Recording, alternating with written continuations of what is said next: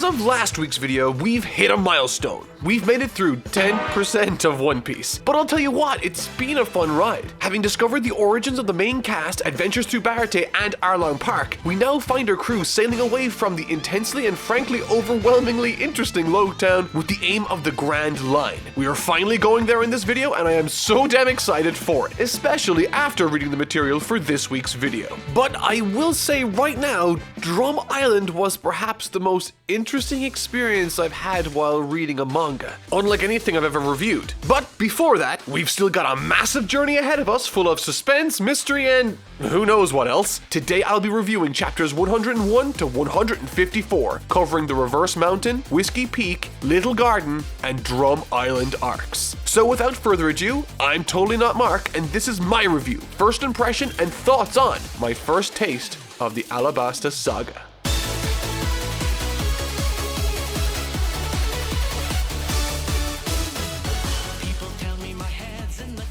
Reverse Mountain, chapters 101 to 105. In this short but admittedly charming arc, acting as our first dip into the Grand Line and the lore surrounding it, Oda utilizes this also to highlight how intimidating the Grand Line can be, which I really liked. There are obvious methods he uses to achieve this, like dialogue and the obvious hearsay within the litany of villains and characters we've encountered throughout the story thus far, but in this arc, Oda visually communicates how small and insignificant the Straw Hat crew really is compared to the Grand Line's monsters and obstacles, both figuratively and quite literally. In these opening chapters to Reverse Mountain, the ship Luffy and the crew are sailing in, whether it be on the snout of a sea monster, the opening to a water passage, or a giant whale, we are made to feel extremely small and vulnerable, which we haven't felt communicated to us yet on this scale ever in the story, and I think it works exceptionally well to communicate to us visually how much trouble lies ahead of us on this journey, which is honestly really exciting, and the sort of stuff that befalls our heroes on this trip is both interesting and utterly fantastical in the most wondrous of ways. It's explained to us that the outer perimeter of the Grand Line consists of a calm belt that is full to the brim with sea monsters, thus creating a world where the only safe means to get into the Grand Line, and I say safe in inverted commas, is through something called Reverse Mountain, within which you have to sail your ship literally up the river that is flowing up a mountain. And I love this sort of world building as it employs the same sort of wonder Harry Potter did for me as a kid. It's rooted in the world, adds color and character to the scene, but it isn't too overly silly to make me step back and say, I don't buy it. And once the crew manage to narrowly escape disaster just entering the Grand Line, they run into more trouble almost immediately in the form of an impossibly large whale that eats the boat and everyone inside except Luffy, who got launched on top of the whale moments prior. If this is what it's like to just enter the Grand Line, I can't wait to see what actually lies ahead for us. After sailing headfirst into the mouth of this whale, the crew eventually meet an old man living inside who's been assisting this whale in calming it down with medicine, as it has a desire to constantly bash its head against the wall of the Red Line. And it's during this time Luffy manages to find his way into the whale in an attempt to save his friends, only to run into two new characters going by the codenames Mr. Nine and Miss Wednesday, who are inside this whale to kill it and bring it back as meat for their village. Through various shenanigans, the two groups eventually reconnect and together find a way out of the whale with the help of the doctor living inside called Crocus. Once this all happens, there's an at first really compelling and exciting but later very tragic story about the present situation after befalling this massive whale and the life he's had. It turns out that this massive whale's name is called Laboon, and in typical Oda fashion, he can't let me have a cute whale character to love without him having a tragic backstory. Oda's all like, oh, you like this whale? Well, did you know that he's been sad for the last 50 years? And eventually it's revealed that this whale is part of a species that isn't native to this part of the ocean and came over to this side when he was a baby. He became very close with a group of pirates, and when the day came for them to leave, they promised the little whale that they would return soon, only to never return. Now, broken emotionally and later physically from the despair in his heart, the whale has been torturing himself trying to get back to his friends, essentially having nothing left to live for, and it's honestly really heartbreaking to watch. But when faced with situations like this, Luffy shows me once again why I love his character. He, like most shonen protagonists, are very emotionally mature and figures out unconventional ways of making a situation better. His solution? He challenges the whale to a fight by attacking it, stating that they are now rivals and that he promises to return to settle the score. This lifts the whale's spirits and makes him not feel as impossibly sad as it did a few chapters prior. It's a really beautiful touch, and I actually really like this little gesture. The two whalers, Miss Wednesday and Mr. Nine, are forced to beg Luffy's crew for safe passage back home on the Grand Line, as their means of navigation has been lost. For without proper navigation on the Grand Line, you're a goner. And that essentially is the real function and ultimate utility of this arc within the greater story, to explain to us the readers how navigation works on the Grand Line, because, shock horror, it's much more complicated and dangerous than what we've been used to so far in this story. No more hopping into a barrel hoping for the best as you dive headfirst into a whirlpool. On the Grand Line, your regular compass won't work as there's massive amounts of magnetism at play always. Couple that with the fact that currents and tides are unpredictable, and you have yourself a nightmare navigation situation, which sounds bad but is actually a great band name. But there is a solution to this issue. Oda introduces a new mechanic for navigation in the One Piece story known as log poses. Since the Grand Line is composed of a litany of small islands, these devices then point towards the closest island in that chain. In a nutshell, the pose will point you all the way to the closest island, and once there, you have to wait for the log pose to adjust to the island before you can move on to the next one in the chain. This is a really clever way for Oda to force the gang to explore all these individual islands instead of sailing towards the end straight away, while also providing incentive to adventure around these islands as they wait for the log pose to adjust to that island. It's a clever little mechanic that really serves to push the story into interesting situations. Whisky Peak, chapter 106 to 114. Using their now newly acquired log pose, the Straw Hat crew begin making their way to the first island of the Grand Line, Whisky Peak. Mr. Nine and Miss Wednesday bail almost immediately once they see the island, and despite the inhabitants of that island being at first extremely friendly, serving up enormous amounts of food and drink to the Straw Hat crew, Whisky Peak later reveals itself to be a town composed entirely of criminals who survive by taking advantage of folks entering the Grand Line. The existence of a town like this on the Grand Line I really enjoyed, as it makes complete sense and once again adds another dimension to the world, suggesting that it's had a successful operation in the past, and like everything else in the world Oda's created, has been operating with and without the main cast around, furthering the feeling that this is a big world that operates when on and off of screen. What's more is that they are also part of a massive, powerful and mysterious criminal organization known as the Baroque Works, wherein the main members refer to themselves by codename, the theme being days of the calendar for women and numbers for men. The lower the number, supposedly, the more powerful the agent. I'm not sure how the dynamic works with women though, with the head of the organization being an individual that is both ruthless and intent on keeping his identity a secret. And we learn all about this on our first night at Whisky Peak, because once the Straw Hat crew fall asleep, the town wakes up and prepares to apprehend and or kill Luffy and the gang for the bounty on their heads,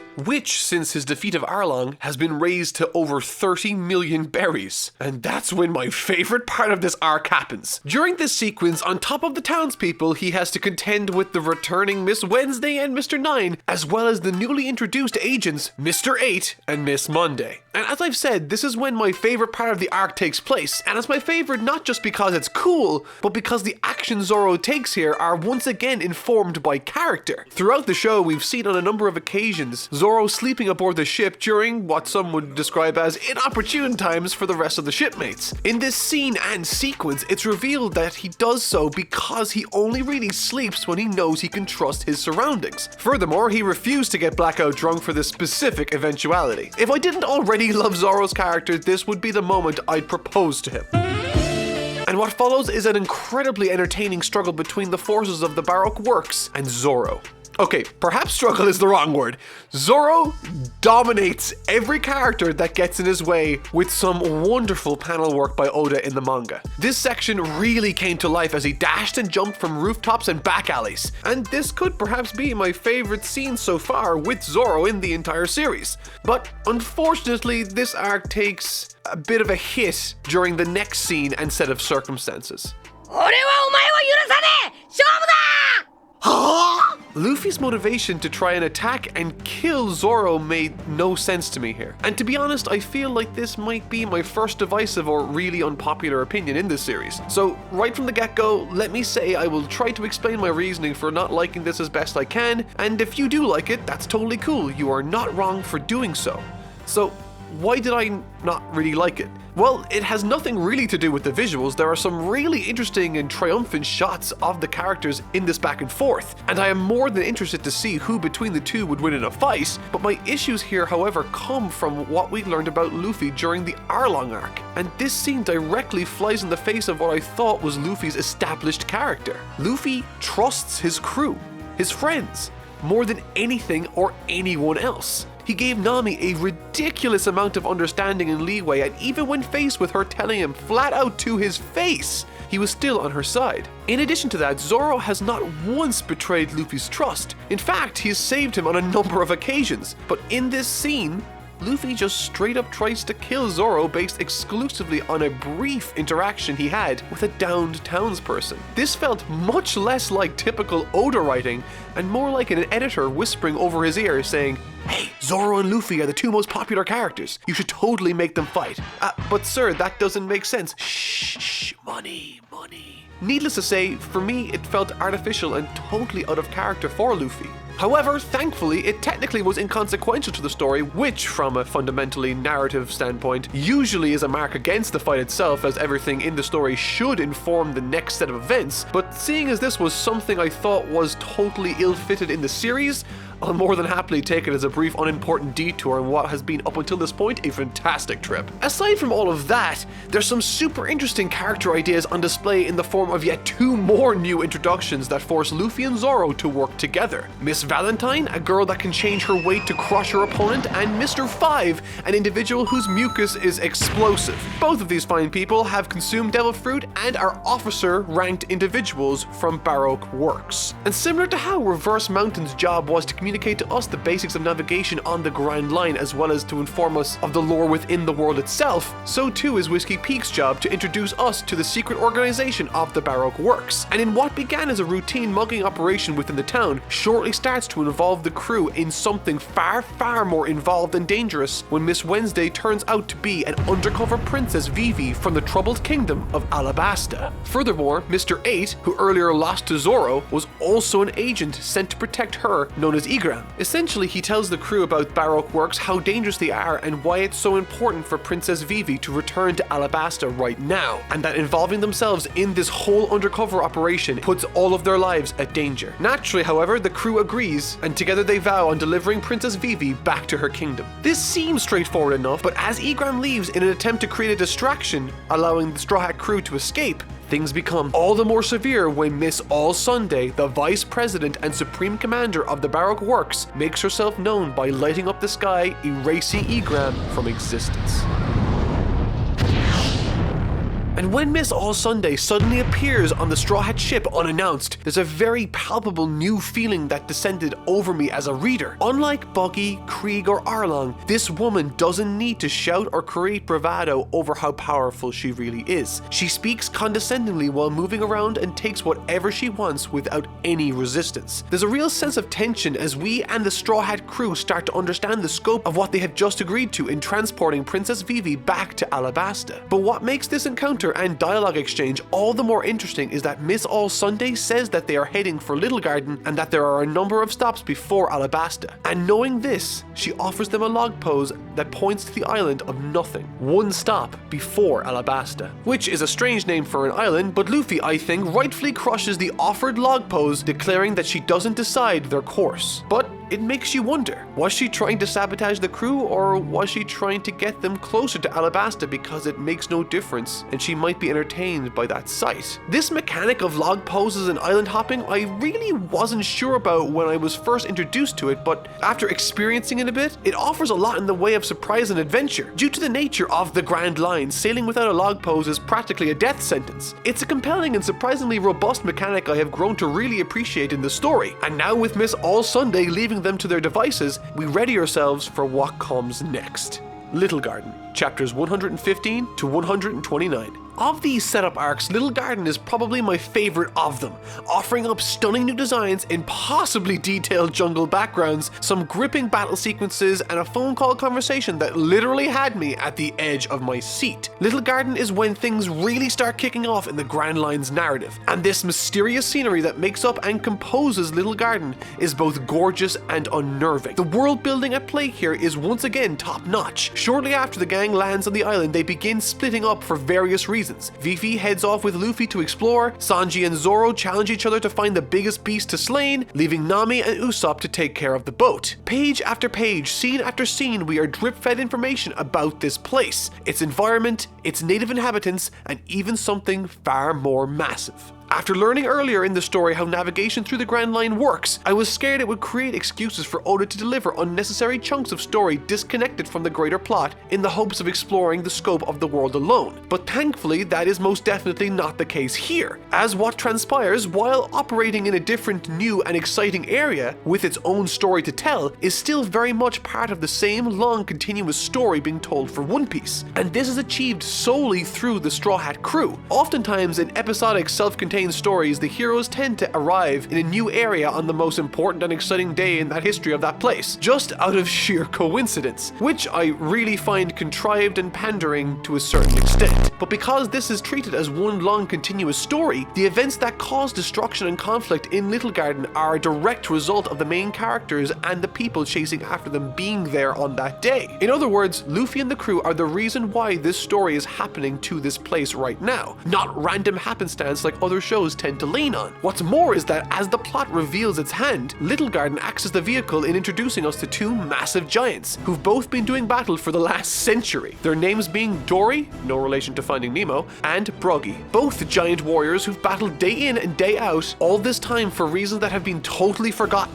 With each subsequent battle resulting in a draw, they both have tremendous amounts of respect for one another, both being great noble warriors of a land known as Elbaf. And once Usopp learns this about them, he pretty much falls in love with this philosophy, which again is in keeping with his character. However, as the splintered groups of the Straw Hat crew befriend each giant, new and old enemies from the criminal organization Baroque Works locate the crew and begin interfering. The returning Mr. 5 and Miss Valentine, and the newly introduced Miss Golden Week and Mr. 3, who sports the not-so-subtle hairstyle depicting his rank. I really like it. Essentially, they've been sent by their higher-ups to dispose of Luffy and the others, but while they are there, they also want to claim this still in effect 100-year-old bounty on the heads of the two giants. And needless to say, together the forces of the Baroque Works masterfully sabotaged the giants' next battle by tampering with one of the ale canisters supplied by the Straw Hat crew, causing a massive explosion within one of the giants, mortally wounding them. However, because he's a noble warrior that makes no excuses, when the signal comes for him to battle once again with the other, he does so without hesitation, leading to his combatant taking him out for the first time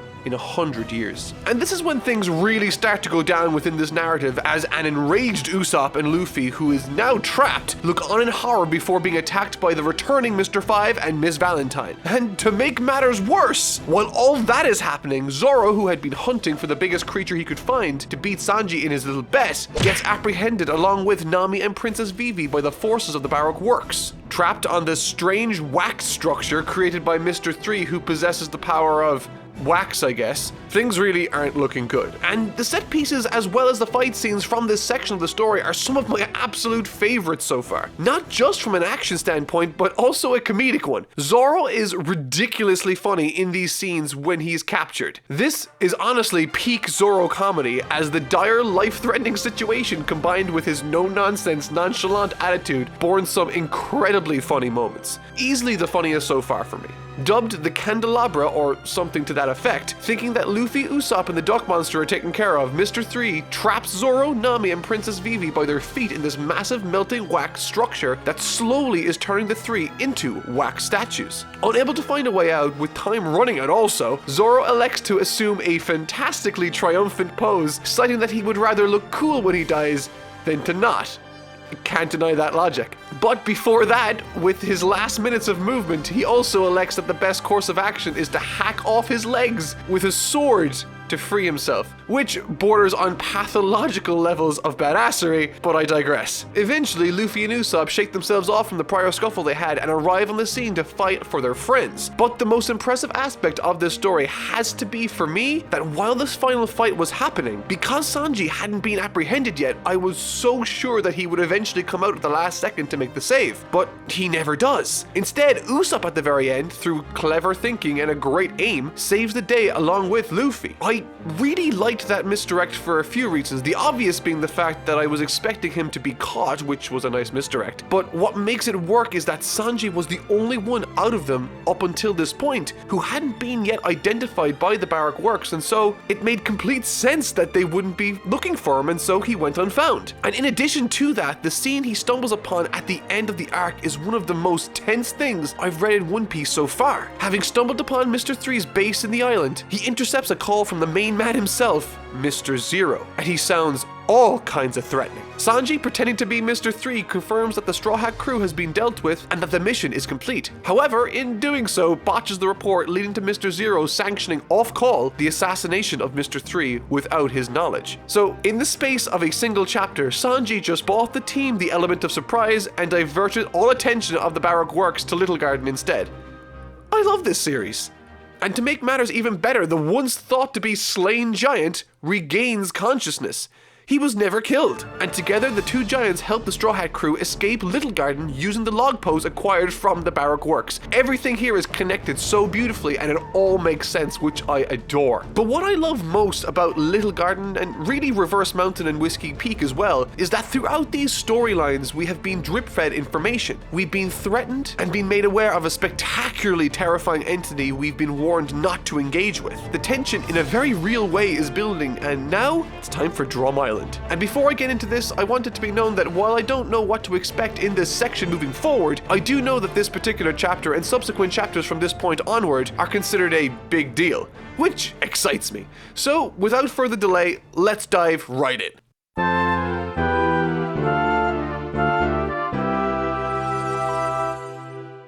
Why's everybody stopping for this polar bear? Sometimes he's mean, sometimes he's nice, you never know! I get it. He's a bipolar bear.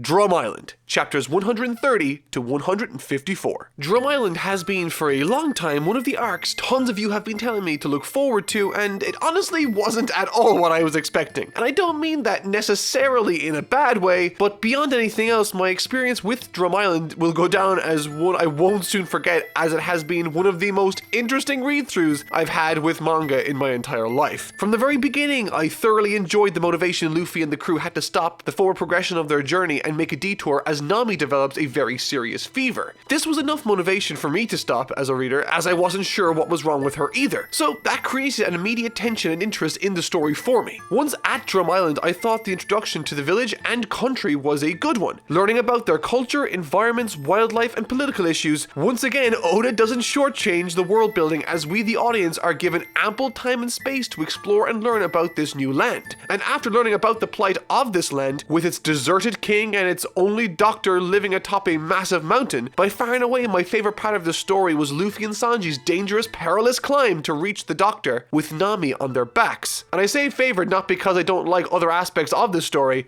I do, but I utterly adored this little mini adventure these two go on as they attempt to deliver Nami to where she needs to be, all the while avoiding falling, tripping, climbing, and attacks from giant rabbit monsters known as Lapins. In addition to that, when the only doctor in the land appears in a neighboring town, indicating to us that she isn't even in the castle they are hiking towards, it creates a wonderful sense of tension on top of the already tense situation created by the two climbing up there in the first place. And what's funny is, I remember sitting down as I was reading about Luffy and Sanji riding a tree down an avalanche surrounded by giant snowboarding bunnies and thought, this wasn't at all what I was expecting in the best possible of ways. However, as things develop into more trouble, as they often do in this series, the tenacious climb that Luffy goes on with both Sanji and Nami on his back up the mountain unassisted was by far the most Luffy thing I've seen, and when he arrives on top before collapsing to the floor, I genuinely shed a tear because he loves his friends that much much that he would kill himself to do this. And despite being on the verge of collapse, hypothermia, and exhaustion, Luffy says to the person that finds them atop of the peak,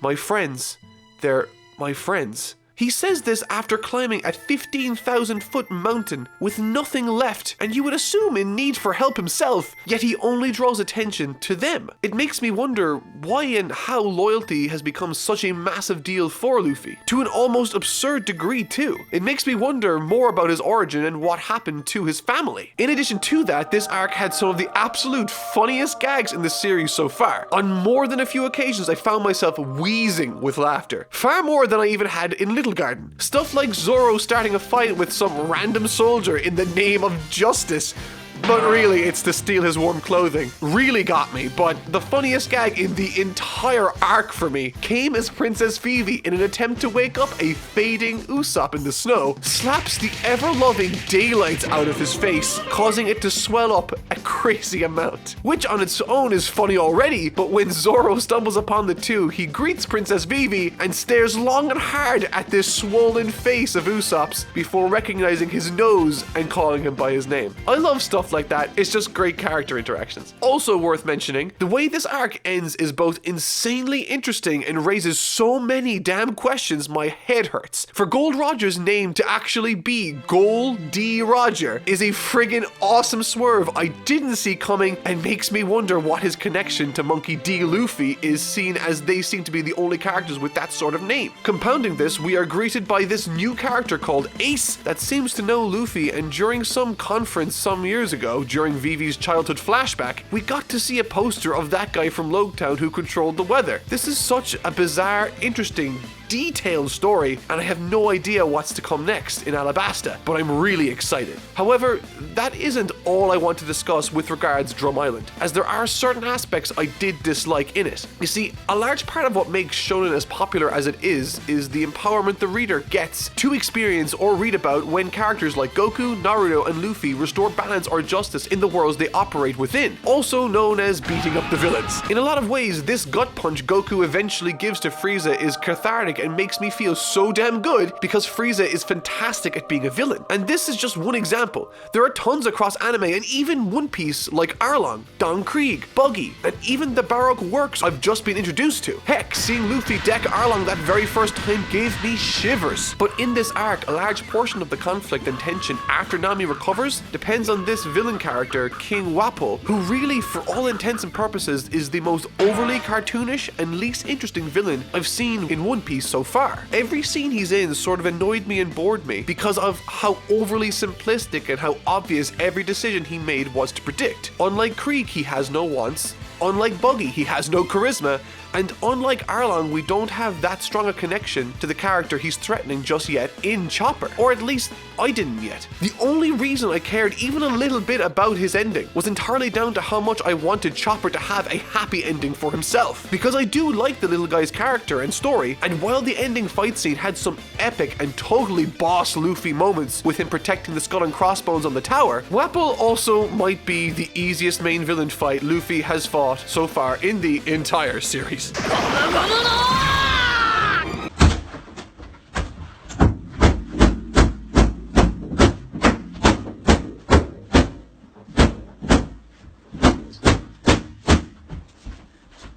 But by far and away, the single most interesting thing to ever come out of this arc for me was a scene that caused me more arguing and confusion than any other scene I have ever had the pleasure of reading. And that scene was Dr. Hiriluk's flashback sequence showing Chopper's backstory. This was a friggin' roller coaster of discovery for me, and I'm not talking about the narrative. Let me explain. Upon reading this sequence in the manga, I really, and I mean really, didn't like Dr. Hiriluk's character. Which is an issue because, as it turns out, I am supposed to connect with this character and think him to be a good person. But I found him to be a maniac for a multitude of reasons, and while he certainly grew in me more as the flashback continued, I never could really get past that bad taste in my mouth when I saw the character on the page. And so I watched the animated version, and boy is it different. In fact, it was so different that I actually ended up really liking the Doctor's character in the movie version and even the anime version on Crunchyroll so much more than I did in the manga, which naturally led me to bawling my eyes out at little Chopper's unfortunate and tragic story. But what was so different about these versions? Well, quite a lot actually. For instance, this is how the movie version of events plays out. It begins as Dr. Hiruru's running from the police and meets Dr. Kureha, one of the only other doctors in the place, on the bridge. That's how it starts. But did you know that there's a large portion cut from the original that happens before this? For instance, the anime version on Crunchyroll shows a bit more, but again, I still sort of like it. In that version, the flashback opens as soldiers explain to us that by the order of the king, Dr. Hiruruk is to be captured. This immediately paints him as a sympathetic character, as we all know that we hate the king. We then cut to inside a family home where through their own dialogue, they explain that the father desperately needs a doctor, but all the doctors in the area are gone. This creates urgency and paints Dr. Hiruruk as a courageous character that is taking his life into his own hands to protect those around him. That's when Dr. Hiruruk shows up and tries to help the family despite being a terrible doctor against the family's wishes. The mother ends up running to report him and he makes the dad act like a frog. No big deal, and it's sort of funny. He then flees the home, not breaking anything, before meeting Dr. Kureha on the bridge like he does where the movie version picks up. Already you notice a substantial difference between the movie and the anime, right? Well, that's nothing compared to my experience reading the manga. Bearing in mind that this was my very first exposure to the character and scene, and I am supposed to care and like this character for the flashback to be effective. Alright, here it is. In the manga, the scene opens. Dogs are barking with a shadowy figure running through the snow. There's commotion in the town square. Apparently, Hiruruk has burned down at least one home and either robbed that one or another for money. There is nothing said about the king's desire to take doctors or Hiruruk off the streets. It isn't even mentioned that there's a doctor shortage. We then cut to Dr. Hiruruk, who is complaining that he only managed to steal 50,000 berries and that they should, and I quote, quit making such a massive fuss over a burning house. After this, Hiruruk breaks into a family home. They beg him to leave. The dad even says that he will be getting treatment by the other doctors. Hiruruk ignores this request. The mother goes to run for help. Naturally, like any sane person would do, Dr. Hiruruk shoots the mother with a tranquilizer, knocking her out in front of her small daughter, who is now bawling, crying. He proceeds to force this unusual treatment onto the father, only to leave him in what looks like a seizured state, and that's assuming he isn't already dead. He begins apologizing to the now traumatized and screaming, crying child, as both of her parents are now on the floor, motionless, before breaking their window and running out into the night, where he meets Dr. Kureha on the bridge like the rest of them.